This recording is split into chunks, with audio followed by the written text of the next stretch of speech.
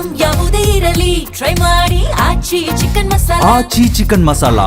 ಬಿಸಿಲ ಬೆಂಕಿಯಲ್ಲಿ ಜನ ಬೆಂದು ಹೋಗ್ತಾ ಇದ್ದಾರೆ. ಸೂರ್ಯನ ಶಾಖಕ್ಕೆ ವಿಲವಿಲ ಅಂತಿರುವಾಗ ಮತ್ತೊಂದು ಬರಸಿಡಿಲು ಅಪ್ಪಳಿಸಿದೆ. ಪರಿಸರವನ್ನೇ ಅಲ್ಲೋಲ ಕಲ್ಲೋಲ ಮಾಡುವಂತಹ ಎಲ್ ನಿನೋ ಎಂಟ್ರಿ ಕೊಡಲಿದೆ ಅಂತ ಹವಾಮಾನ ಇಲಾಖೆ ಎಚ್ಚರಿಸ್ತಾ ಇದೆ. ಕರ್ನಾಟಕ ಸೇರಿ ಹಲವು ರಾಜ್ಯಗಳಿಗೆ ಇದರ ಕರಿನೆರಳು ಆವರಿಸಿಬಿಟ್ಟಿದೆ.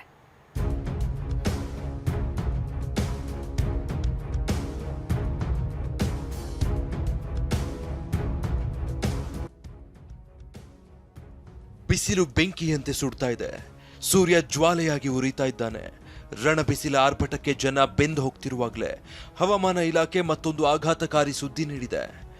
ಜನರ ಬದುಕಿಗೆ ಕೊಳ್ಳಿ ಇಡಲು ಎಲ್ ನೀನೋ ಎಂಟ್ರಿ ಕೊಡಲಿದೆ ಅನ್ನೋ ಸುದ್ದಿ ಸ್ಫೋಟವಾಗಿದೆ. ರಣ ಬಿಸಿಲಿನ ನಡುವೆ ಎಲ್ ನೀನೋ ಎಂಟ್ರಿ ಆತಂಕ. ಕರ್ನಾಟಕಕ್ಕೂ ಕಾಲಿಡಲಿದೆಯಾ ಎಲ್ ನೀನೋ ಭೂತ? ಬಿರು ಬೇಸಿಗೆ ಹೊಡೆತಕ್ಕೆ ಜನ ಬಳಲಿ ಬೆಂಡಾಗಿ ಹೋಗಿದ್ದಾರೆ. ಸೂರ್ಯ ನೆತ್ತಿ ಸುಡ್ತಾ ಇರುವಾಗಲೇ ಎಲ್ ನೀನೋ ಅನ್ನೋ ಹವಾಮಾನ ವೈಪರೀತ್ಯ ಇಡೀ ಜಗತ್ತನ್ನೇ ಕಾಡಲಿದೆ ಅಂತ ಹವಾಮಾನ ಇಲಾಖೆ ತಜ್ಞರು ಅಲಾರ್ಮ್ ಬಾರಿಸಿದ್ದಾರೆ. ಮಹಾರಾಷ್ಟ್ರ, ತಮಿಳುನಾಡು, ಉತ್ತರ ಪ್ರದೇಶ ಸೇರಿದಂತೆ ಹಲವು ರಾಜ್ಯಗಳಿಗೆ ಎಲ್ ನೀನೋ ಎಫೆಕ್ಟ್ ತಟ್ಟೋ ಆತಂಕ ಮನೆ ಮಾಡಿದೆ.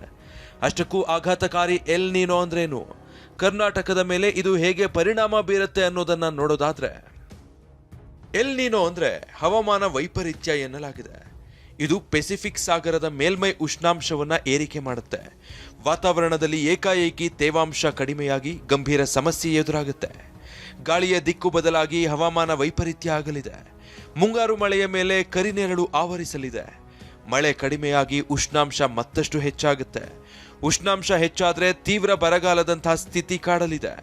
ಕೃಷಿ ಮತ್ತು ಆರ್ಥಿಕತೆಯ ಮೇಲೆ ನೇರ ಹೊಡೆತ ಬೀಳೋ ಆತಂಕ ಆವರಿಸಿದೆ.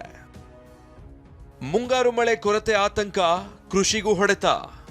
ಅದರಲ್ಲೂ ಭಾರತದಲ್ಲಿ ಕೃಷಿಯನ್ನೇ ಜನ ಹೆಚ್ಚಾಗಿ ನಂಬಿಕೊಂಡಿದ್ದಾರೆ. ಅದರಲ್ಲೂ ಮಹಾರಾಷ್ಟ್ರದ ಮೇಲೆ ಎಲ್ ನೀನೋ ಗಂಭೀರ ಪರಿಣಾಮ ಬೀರಲಿದೆ ಎನ್ನಲಾಗಿದೆ. ಹೀಗಾಗಿ ಕರ್ನಾಟಕಕ್ಕೂ ಇದರ ಎಫೆಕ್ಟ್ ತಟ್ಟುವ ಭಯ ಕಾಡ್ತಾ ಇದೆ. ವಾಡಿಕೆಗಿಂತ ನೈಋತ್ಯ ಮುಂಗಾರು ಮಳೆ ಕುಂಠಿತಗೊಂಡು ಬರಗಾಲದಂಥ ಸ್ಥಿತಿ ನಿರ್ಮಾಣ ಆಗ್ಬೋದು. ಇದರಿಂದ ಆಹಾರ ಧಾನ್ಯಗಳ ಕೊರತೆಯಾಗಿ ಆಹಾರ ಭದ್ರತೆಗೆ ಧಕ್ಕೆ ಬರಬಹುದು ಮತ್ತು ಮಾರುಕಟ್ಟೆಯಲ್ಲಿ ಬೆಲೆ ಏರಿಕೆಯಾಗಿ ಜನರ ಜೇಬು ಸುಡಬಹುದು.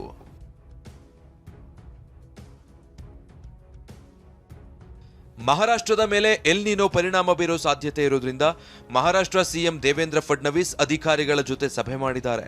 ಎಲ್ ನೀನೋ ಎದುರಿಸೋ ಬಗ್ಗೆ ಮುಂಜಾಗ್ರತೆ ಕ್ರಮಗಳ ಬಗ್ಗೆ ಚರ್ಚಿಸಿದ್ದಾರೆ. ಒಡಿಶಾದಲ್ಲಿ ದಾಖಲೆಯ 42.7ರಷ್ಟು ಉಷ್ಣಾಂಶ ದಾಖಲು. ದೇಶಾದ್ಯಂತ ಬಿಸಿಲ ಹೊಡೆತ ಹೆಚ್ಚಾಗ್ತಲೇ ಇದೆ. ಅದರಲ್ಲೂ ಒಡಿಶಾದ ತಿಟ್ಲಾಘರ್ನಲ್ಲಿ 42.7ರಷ್ಟು ಉಷ್ಣಾಂಶ ದಾಖಲಾಗಿದೆ. ಹೀಗಾಗಿ ಒಡಿಶಾ ರಾಜ್ಯದ 9 ಜಿಲ್ಲೆಗಳಲ್ಲಿ ಏಪ್ರಿಲ್ 23ರವರೆಗೂ ಶಾಲೆಗಳಿಗೆ ರಜೆಯನ್ನು ಘೋಷಿಸಲಾಗಿದೆ. ಬಿಸಿಲ ಆರ್ಭಟಕ್ಕೆ ಶಾಲೆಗಳ ಸಮಯ ಬದಲಾವಣೆ. ರಣ ಬಿಸಿಲ ಆರ್ಭಟದಿಂದಾಗಿ ಉತ್ತರ ಪ್ರದೇಶದಲ್ಲೂ ಶಾಲೆಗಳ ಸಮಯ ಬದಲಾವಣೆ ಮಾಡಲಾಗಿದೆ. ಬೆಳಿಗ್ಗೆ 7:30ಕ್ಕೆ ಶಾಲೆಗಳು ಆರಂಭ ಆಗಲಿದ್ದು ಮಧ್ಯಾಹ್ನ 1:30ಕ್ಕೆ ಸ್ಕೂಲ್ ಬಾಗಿಲು ಬಂದಾಗಲಿದೆ. ಮಕ್ಕಳ ಆರೋಗ್ಯದ ದೃಷ್ಟಿಯಿಂದ ಸರ್ಕಾರ ಈ ಕ್ರಮ ಕೈಗೊಂಡಿದೆ. ಅಲ್ಲದೆ ಜಾರ್ಖಂಡ್, ಮಹಾರಾಷ್ಟ್ರ ಸೇರಿದಂತೆ ಹಲವು ರಾಜ್ಯಗಳಲ್ಲೂ ಶಾಲೆಗಳ ಸಮಯ ಬದಲಾಯಿಸಲಾಗಿದೆ.